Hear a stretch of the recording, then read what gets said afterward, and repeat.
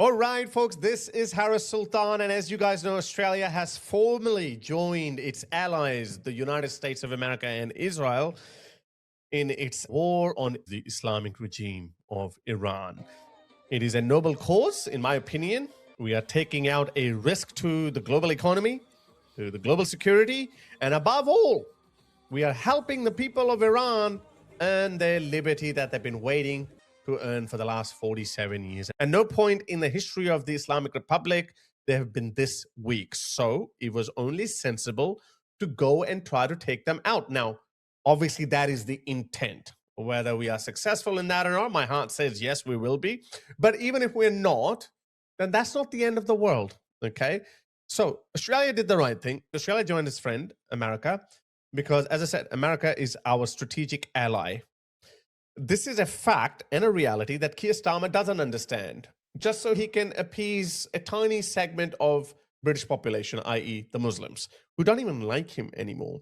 So anyway, I said it before that Anthony Albanese is not any better than Keir Starmer. The only reason why he actually agreed to join the war was because we don't have a huge Muslim population in Australia. That tells you a lot about multiculturalism and our changing political realities. The more Muslims you import, the less autonomy you have over your foreign policy. Look at the UK. Keir Starmer has completely destroyed the UK special relationship with the US because 7% of their population is made up of Muslims. So anyway, Anthony Albanese, who is a lefty Labour Prime Minister, he is getting absolutely destroyed by far left woke extremists, the Greens. Luckily, in Australia, the Greens are still a minor party, unlike their UK counterparts, where they've become the second biggest political party, and that is now being labeled as the new left. And I'm also worried. I predicted that One Nation Party might become the biggest political party in Australia, but it would definitely be the face of the new right of Australia. If we're going to have a new right, then I fear we are also going to have a new left. And in that world, Labour and Liberals are going to become completely irrelevant, and the new left would be the Greens. You know, you would have thought that they would perhaps understand the meaning of burning down the house, given that many of you white people in here claim English as your first language, that you would actually know. It hasn't happened in Australia yet, but if we are to look at what's happening in the UK, it is a possibility. The Australian Greens might become the new left or the second or third biggest political party in Australia. That would be an absolute nightmare. So let me show you what I mean by that. Have a look at this Greens senator absolutely ripping into Anthony Albanese. Yeah, this guy is Nick Kim. He is a far left woke climate crusader lunatic. And no surprise, he hates Donald Trump. He hates our strategic ally, our most important ally as far as our security is concerned, the United States of America. And that's the reason why I don't like him. I don't like his politics. Have a listen to him having an absolute meltdown. I mean, aren't you embarrassed? This is the guy you've hitched us to at the hip. I mean, he is a fascist, war criminal, fantasist, and you have hitched our country at the hip to him through AUKUS, through your obsequious toadying of the war criminals Trump and Netanyahu and their illegal war. It is humiliating, it's embarrassing, and it's degrading for our country. No, it's wonderful for our country. This guy doesn't represent Australia. His political party is not even 4% of the Australian electorate. And I worry the day this political party becomes the new left of Australia. There's more where that came from. He was completely unhinged there. He went full Cenk Uygur and a Kasparian level BS, okay? He'll try to be a little bit more coherent here. Have a listen. We well remember how Australia got sucked into the Iraq war based on the massive lie of weapons of mass destruction. And it was an intelligence failure. And that's okay. You take the good with the bad. So Australia joined the US in its war on terror in Afghanistan. We lost Australian soldiers. We remember their sacrifices, but we also remember that it is important for our security to stand with the United States.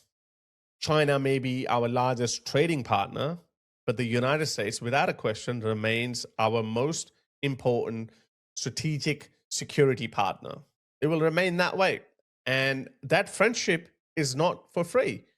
Anthony Albanese just sent one reconnaissance military plane and 80 defense personnel. That's it. It's not a lot, guys. By any stretch of imagination, it's not a lot at all.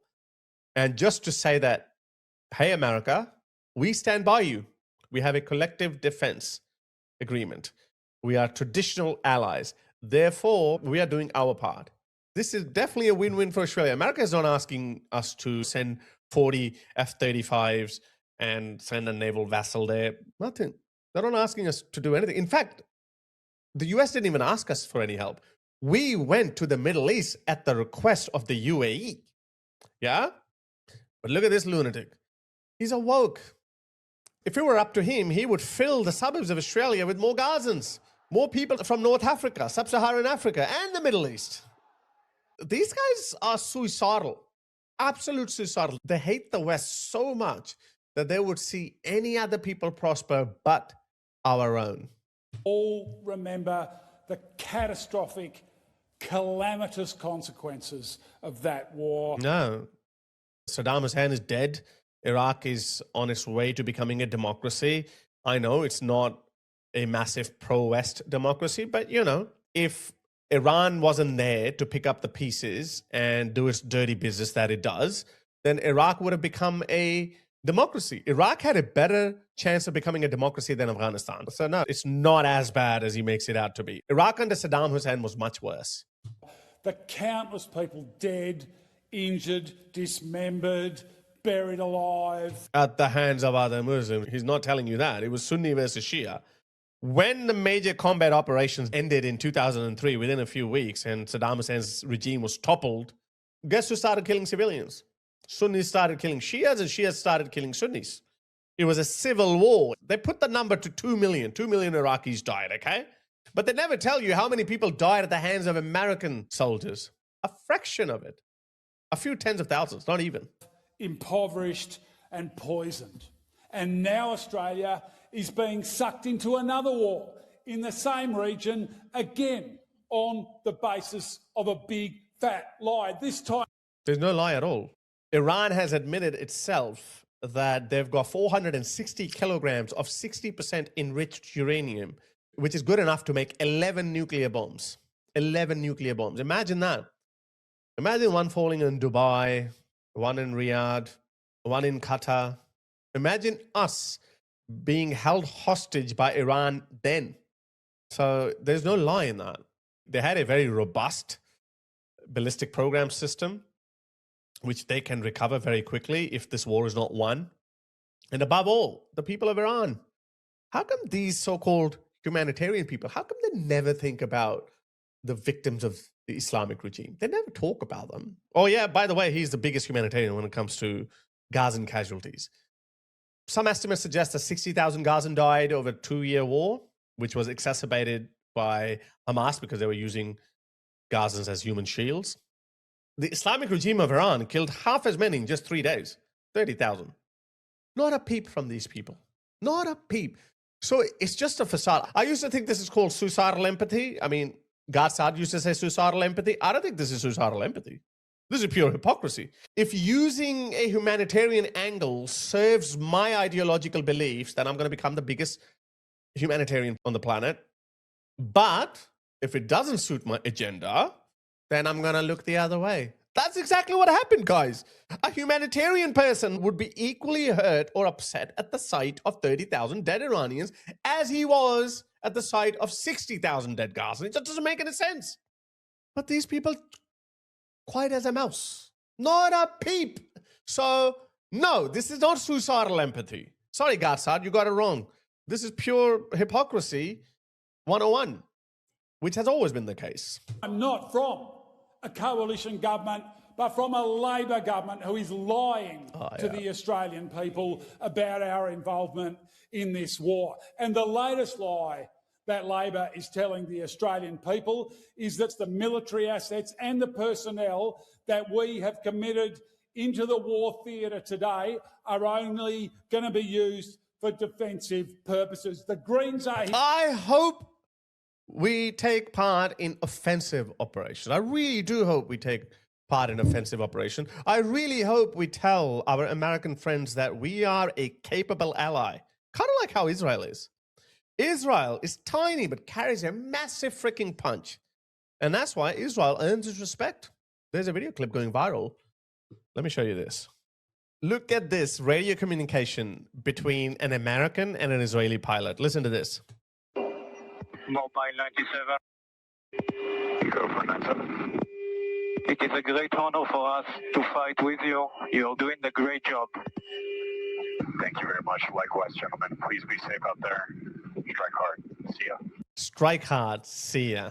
It's a great honor to be fighting amongst you. What do these goys say? Huh? What do these Dan Bilzerians and Sneakos and all these Jew-hating people suffering from Israel derangement syndrome say? I'm not gonna die for Israel. While American fighters are proud to be fighting alongside their Israeli partners, I want America to see Australia in the same light. Anyway, let's finish this clown. He's a clown, a Greens clown. Here today to call out that lie, because that personnel, those assets will be used in such a way to boost capacity for the United States and for Israel to continue to rain down horror on the Iranian people. On the Iranian people, okay. Now, all of a sudden, he's an expert of Iranian people. Let me play you a video of Iranian people. Again, he said absolutely nothing when the Iranian people butchered 30,000 Iranian civilians. He said nothing. Let me show you this. This is this guy, yeah? Look at him. Raging lefty woke lunatic. Iranian protests. Illegal war, the illegal war. Protests here, pro-Palestine. Iran has exposed who the political war parties in Australia are. Labor, the Coalition, and One Nation. There's March 11. Nothing. See that, guys? Without fail, they never disappoint. He did not say a single word about 30,000 dead Iranians. Okay, you don't want to take the number 30,000? What about 3,000? That the Islamic regime itself acknowledged and accepted. This is the nature of these people that we're dealing with, guys. All of a sudden, he's saying, oh, Australia's going to boost America and Israel's firepower and they're going to rain terror on the Iranian people. Oh, really? You care about Iranian people? Okay, so have a look at this video from inside Iran, how Iranian people are celebrating these attacks on the Islamic regime. This is a 4-minute long video, okay? And watch. سپاه کثافتت قرچکو زدن. تبریک به ایرانیا، تبریک به ایرانیا. به قرچک دوباره دارن میزنن. دمتون گرم آمریکا، اسرائیل. خدایا پادگانه. Well done, America. که سری قبضه. مرسی ترام. بزن ترام، بزن دمت گرم. بزن که اینا خیلی ما رو زدن.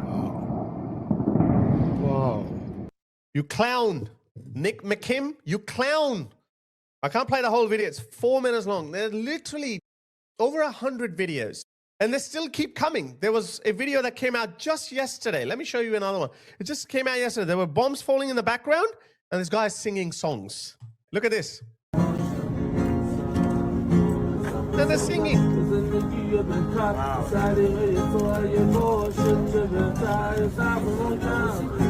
This is Iran, guys. This is inside Iran. They're trying to malign this movement by saying, oh, no, it's just the Iranian diaspora. This is inside Iran. Bombs are falling around you. I don't think even I would have that kind of courage. This is why I have enormous respect for the Iranian people that this clown is claiming to be a representative of. No, Nick McKim. Iranian people hate your narrative and they hate you. So shut the F up. Look at him, clown. And while this is going on, the war parties in this place, the Labor Party, the Liberal Party, the Nationals, and One Nation and the rest of the Australian population are cheering these horrors on. We're not horrors. We're not the only ones who are cheering this. I just showed you. Iranian people are cheering this horror.